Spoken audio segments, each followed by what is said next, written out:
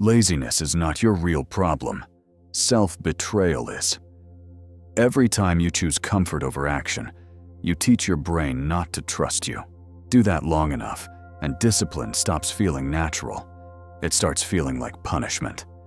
That is how people stay stuck for years. Not because they are broken, not because they were born weak, but because comfort has slowly become stronger than their own word. And if you repeat that pattern long enough, laziness stops being a habit. It becomes an identity. You become the person who delays, the person who negotiates, the person who no longer believes himself.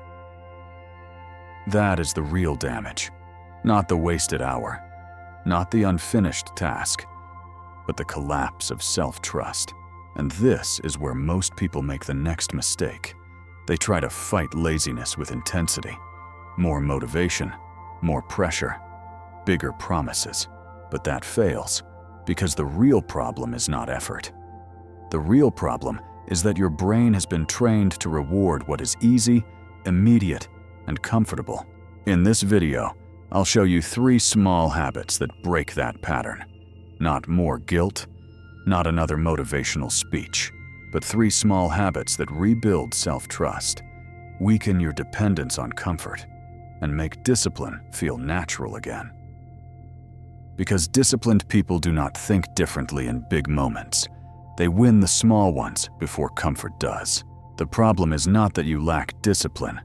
The problem is that you are stuck in what I call the discipline loop. You know this feeling. You make the plan. You mean it. You tell yourself, this time I'm really going to do it.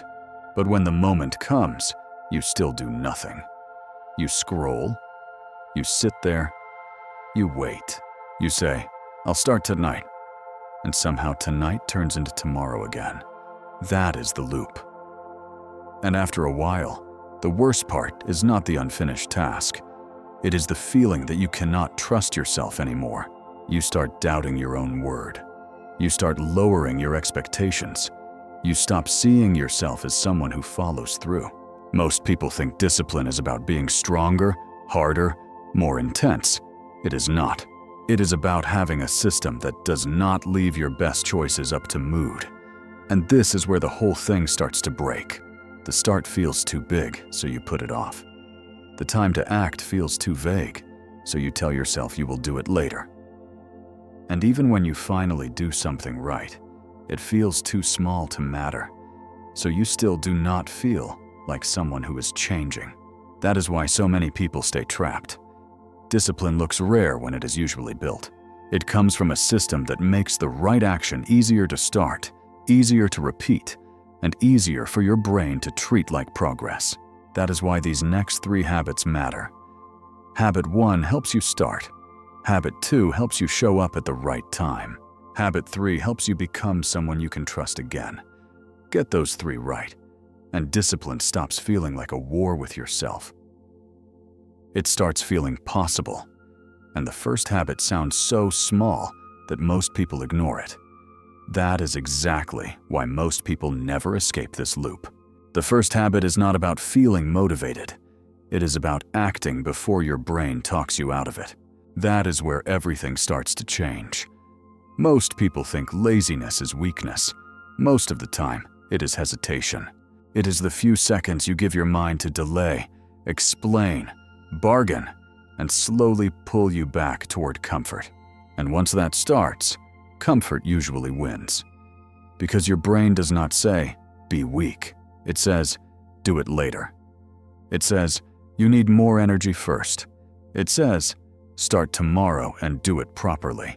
It says, just wait until you feel more ready. That is how people lose, not in public, not in some dramatic collapse, but in a quiet moment no one else can hear. You know that moment. You are about to work out, and suddenly the session feels too heavy. You are about to write, and now the page feels too serious. You are about to study, and now the chapter feels exhausting. You are about to run, and now the distance feels like too much. So you hesitate, and that hesitation costs more than people think. Because the longer you stand there thinking, the stronger the easier option becomes. The phone gets louder, the couch gets softer, the excuse starts sounding smart. What felt possible 10 seconds ago starts feeling like too much. That is why habit 1 matters. It does not make you more inspired.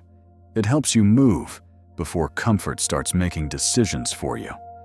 So the goal is not to feel ready. The goal is to act before the first step starts feeling heavy. That is why the beginning has to be small. Not because small is magical, not because tiny steps are cute, but because a small beginning gives your excuses less room to grow. You are not trying to complete the whole habit yet. You are trying to make sure the habit actually begins. If you want to work out, do not begin with, "I need to train for an hour." That gives your brain too much room to resist. Put on your shoes, do 1 minute, do 10 push-ups, walk outside. Once the body moves, the excuse gets weaker. If you want to write, do not begin with, "I need to write something good." Open the file. Write 1 bad sentence, then write 1 more. The point is not quality yet. The point is to get moving before your mind talks you out of it. If you want to study, do not begin with, "I need to finish this whole chapter." Sit down. Open the notes. Read 1 page. Solve 1 problem. Stay there long enough to feel the shift, because once you begin, continuing is easier than starting was. If you want to run, do not promise miles. Put on your shoes, step outside, walk to the end of the street. The first step is not about proving how disciplined you are. It is about making sure you do not disappear before the habit even starts. That is the part most people miss. A small start does not mean small standards. It means you are smart enough not to let the weakest moment of your day control the whole habit. This is not lowering ambition. It is making the start feel lighter. And that matters, because when the start feels too heavy, your brain looks for relief. It reaches for whatever is easy, fast, and familiar. That is why friction matters so much. The heavier the opening feels, the easier it is for comfort to pull you away. Then you make the same mistake again. You blame your character for a design problem. You call yourself lazy, when really you gave hesitation too much time. That is why every failed start costs more than 1 missed session. You do not just miss the workout. You teach your brain that resistance wins. You do not just skip the writing session. You teach your brain that your word bends. You do not just delay the study block. You teach your brain that comfort gets the final say. Repeat that enough, and the damage goes deeper than 1 lost hour. You stop seeing yourself as someone who begins. You start seeing yourself as someone who plans, delays, waits, and slowly backs away from his own life. That is how self-trust starts to fall apart. And this is what makes the first habit powerful right away. You can test it today. Take 1 thing you have been avoiding and shrink the start until it sounds almost too easy. If your brain still resists, the start is still too big. Keep making it smaller until action feels easier than delay. That is the first real win. Disciplined people do not need dramatic beginnings. They need beginnings small enough to happen on bad days, small enough to repeat, and small enough to build proof. They win because they move before comfort turns hesitation into another excuse. And once you see that clearly, you understand why you keep losing at the start. But starting is only half the battle. A lot of people can begin today and still disappear tomorrow. And that is where the next problem shows up. The second habit is this: attach the habit to 1 fixed cue. If habit 1 helps you start, habit 2 makes sure the habit does not vanish the next day. Because that is what happens to most people. They begin once, maybe twice. They feel good for a moment. They think, maybe this time I'm changing. Then a few days later, the habit is gone again. Not because they stopped caring, not because the goal stopped mattering, but because the habit never had a real place in the day. And anything important that has no place in your day usually gets pushed out by something easier. You know this feeling. You wake up meaning to do the right thing. You carry it in your head all day. You think about it more than once. But the day keeps moving. Work happens. Messages come in. Your energy drops. You tell yourself, I'll do it later. Then later becomes tonight. Tonight becomes tomorrow. And tomorrow starts looking exactly like yesterday. That is how people quietly lose momentum. Not because they forgot, because they remembered and still watched the day bury it. That is what vagueness does. It does not destroy the habit in one dramatic moment. It weakens it a little at a time until it stops showing up at all. A vague habit almost always loses to a clear distraction.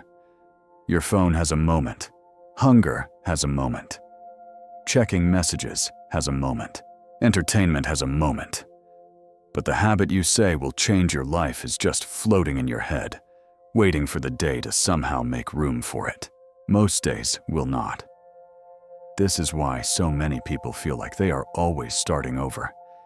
It is not only that they lack discipline, it is that the right action has no fixed moment to appear, no signal, no anchor, no point in the day where your body and brain both know this is when it happens. So the habit stays weak. And weak habits do not survive busy days. That is the deeper problem here. A lot of people are not losing to laziness. They are losing to a day that is stronger than their intention. Because when the time to act is unclear, the brain has to keep deciding. Should I do it now? Later? After dinner? Before bed? After one more video? Tomorrow when I have more energy? And every extra decision drains force from the habit. That is how chaos wins. Chaos creates hesitation. Hesitation creates more choices. More choices create delay. And delay slowly kills the habit. So habit 2 changes the game by doing something simple and powerful. It gives the habit one fixed moment to live in. Not someday. Not when you feel like it. Not when the day finally calms down. A real moment. After I brush my teeth, I read 1 page. After I sit at my desk, I work for 5 minutes. After dinner, I walk for 10 minutes. At 7 p.m., I put my phone away and open my study app. That is what a cue does. It stops the habit from drifting and gives it a moment your mind can learn. And that matters emotionally as much as practically. Because every time the habit appears when it is supposed to, you stop feeling like your whole life depends on remembering at the perfect time. You stop chasing the right moment. The habit begins to meet you where it is supposed to. That is stabilizing. It tells your mind, you do not have to keep figuring this out. This is when we do it. That is power. Undisciplined people live by later. Disciplined people live by signals. Undisciplined people hope the habit shows up. Disciplined people tell it when to show up. That is why the cue has to be specific. Not, I'll read more. But after I brush my teeth, I read 1 page. Not, I need to work more. But after I sit at my desk, I work for 5 minutes. Not, I should walk more. But after dinner, I walk for 10 minutes. Not, I need to stop wasting time on my phone. But at 7 p.m., I put my phone away and open my study app. The clearer the cue, the weaker the excuse. That is the mini payoff here. You do not need to remember more. You need fewer, clearer moments that protect the behavior before the day can swallow it. Because if the habit has no moment, the day will erase it. And that is the part many people never see. Their life already has a structure. It already rewards certain behaviors. It already pulls them toward what is easy, familiar, and immediate. If the habit does not claim a place inside that structure, something easier will take that place instead. A fixed cue changes that. It gives the habit somewhere to return to, again and again, until the action stops feeling optional and starts feeling expected. That is when consistency gets easier. Not perfect, not effortless, but repeatable. And in real life, that matters. Because real life is messy. You get tired. Plans change. someone texts. Work runs late. If the habit only happens when the day feels clean, it will keep disappearing. Fixed cues cut through that mess. You stop saying, "I'll do it sometime." You start saying, "This is when I do it." And when that becomes normal, the habit starts feeling like part of who you are becoming. But even that is not enough by itself, because a habit can start small. It can show up at the right time, and it can still die if your brain never feels like you are actually changing. That is where the next layer begins. Identity.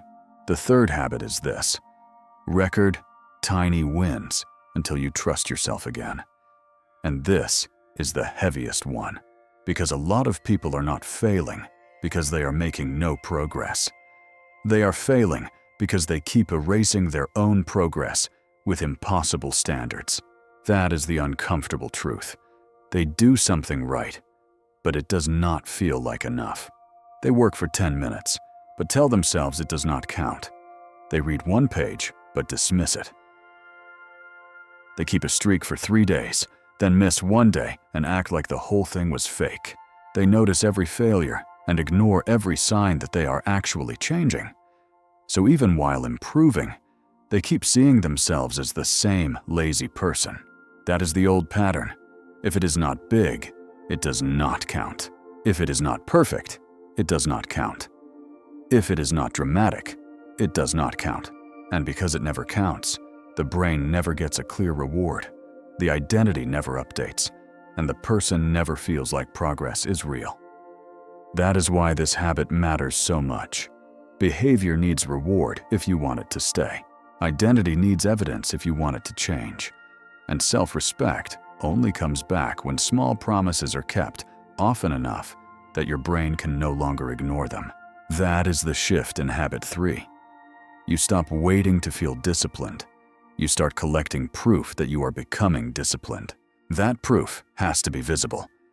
Check one box each day. Mark the calendar. Keep the streak where you can see it. End the day with one short identity line. Something simple. I kept my word today. I showed up again. I am becoming someone I can trust. I do what I say I will do. This is not childish. This is how the brain learns to take you seriously again. Because if the progress stays invisible, the old identity stays louder than the new one, and that is where many people quietly fall apart. Habit 1 helps them start. Habit 2 helps them show up at the right time. But habit 3 keeps them from losing themselves in the process. Without it, they can do the right thing and still feel like nothing is changing. That feeling is dangerous, because when the brain cannot feel a win, it starts drifting back toward easier rewards. Cheap dopamine becomes more attractive because the reward is immediate, clear, and emotional. Your phone gives you a hit right now. Junk food gives you a hit right now. Scrolling gives you a hit right now. But real discipline often feels quiet in the beginning. And if you never stop to count the quiet wins, your brain goes back to the louder reward. That is why tiny wins matter more than people think. They are not there to flatter you. That is why tiny wins matter more than people think. They are not there to flatter you. They are there to compete with the fast rewards that keep stealing your attention. More than that, they protect your identity. Because if you do not see proof that you are changing, you will return to the old story very quickly. I'm still lazy. I always fall off. This never lasts. This is just who I am. And once that old identity comes back, discipline does not die only at the level of behavior. It dies at the level of belief. You stop thinking, I missed today. You start thinking, I am still that kind of person. That is the real collapse, not the missed habit, the return of the old self. So the principle here is simple. Measure consistency before intensity. Do not ask first how much you did. Ask whether you showed up. Do not ask first whether it was impressive. Ask whether it was repeated. Do not ask first whether it felt big. Ask whether it gave your brain one more reason to believe you. That is how trust comes back, not through one heroic day. Through many visible, repeated, almost boring moments where your actions match your word. That is why you need to record them, not in your memory, where your mind will minimize them, not in your feelings because your feelings will shift. Somewhere visible, a checked box, a marked calendar, a note on your phone, a streak tracker, a line at the end of the day that says, "I showed up." This is where discipline starts becoming real. Not when you feel powerful, not when you suddenly become a different person overnight, but when your promises become visible enough that your brain has to admit something has changed. That is the mini payoff here. Discipline is not some mysterious trait. It is self-trust made visible through repeated action. That is why this lesson is the deepest one. Habit 1 helps you begin. Habit 2 helps you return. Habit 3 helps you stop abandoning yourself while you build. And when you put all three together, something bigger starts happening. You are no longer just trying to do better tasks. You are taking power back from the lazy part of you that has been winning through delay, vagueness, and self-erasure. That is why the 3 habits are not random. 1 removes resistance. 1 removes chaos. 1 removes the lie that nothing is changing. And once that lie starts breaking, the whole structure of discipline starts changing with it. Because discipline begins to feel real the moment your promises become visible. And once you understand that, you are ready for the deeper principle behind all 3 habits. Now you can see what discipline really is. It is not what happens when you become intense enough, hard enough, or motivated enough to overpower your lazy side every day. It is what happens when you stop giving that lazy side so many chances to win. That is the real shift. Lazy people do not only struggle with action, they struggle with constant negotiation. Later. Maybe after this. Maybe when I feel better. Maybe tomorrow. Maybe when I have more energy. Maybe when life slows down. That is the pattern. And the longer you live inside that pattern, the more your life gets controlled by mood, impulse, distraction, and ease. Disciplined people are different in one major way. They live inside decisions that were made before the weak moment arrived. That is why these 3 habits matter so much. Habit 1 removes resistance at the start. It makes the first move small enough that your brain has less room to talk you out of it. Habit 2 removes chaos from the moment of action. It gives the habit a fixed cue, so the right behavior stops floating around and starts appearing at the right time. Habit 3 removes the old identity by making your progress visible. It gives your brain proof that you are changing, so self-trust can grow instead of collapsing. That is the system. And once you see it clearly, discipline stops looking mysterious. You do not need to become a superhero. You need fewer chances to sabotage yourself. You need fewer moments where comfort gets to vote. Fewer gaps where delay can grow. Fewer places where your old identity can erase the progress you are making. That is the power shift. Every small win is not just a completed task. It is a moment where you take control back from impulse, from mood, from hesitation, from the lazy part of you that has been quietly shaping your life. That is why these habits are not small in the way people think. They are small in size, but not in effect. They shape your schedule. They shape your actions. They shape your identity. And when your identity starts changing, discipline starts feeling less like a fight and more like a structure. So the real question now is not, am I lazy? The real question is, am I ready to stop negotiating with ease every single day? Because once you stop negotiating so much, discipline stops feeling impossible. It starts feeling like the natural result of the system you live in. And that is where the next choice begins. You do not become disciplined by making bigger promises. You become disciplined by keeping smaller promises long enough to trust yourself again. That is the identity shift behind this entire video. The old version of you lives by mood, delay, and disappointment. He waits until he feels ready. He keeps giving comfort another chance to decide. He keeps confusing intention with action, and then wonders why his life never really changes. The new version is built differently. He starts small, he uses fixed cues, he keeps visible proof, and because of that, he stops breaking his own trust every day. That is the real difference. Not talent, not genetics, not some rare personality trait. Just a person who stopped letting ease win in the smallest moments. So now the choice is simple. You can keep living by mood, procrastination, and self-disappointment. Or you can start living by small wins, fixed cues, and self-trust. And that choice does not begin next month. It begins today. Pick one habit. Not all three. Just one. If your problem is starting, make the first move smaller. If your problem is disappearing halfway through the week, give the habit one fixed cue. If your problem is that nothing ever feels real for long, start recording your wins until your brain can no longer deny the evidence. Then commit to it. Make it visible. Make it repeatable. Make it easy enough to happen on a hard day. And if you want to lock that decision in, leave a comment with the one habit you are starting today. Or write this: I start small, I stay consistent. Let that be your vote for the person you are becoming. Because you do not need to change your whole life in one night. You only need to stop letting ease win in the small moments. That is where discipline is built. That is where self-respect comes back. That is where a different life begins. And once you win there, you are not just becoming more disciplined.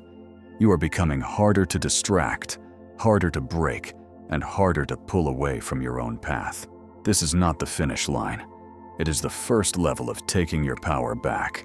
And now you know where the real work begins.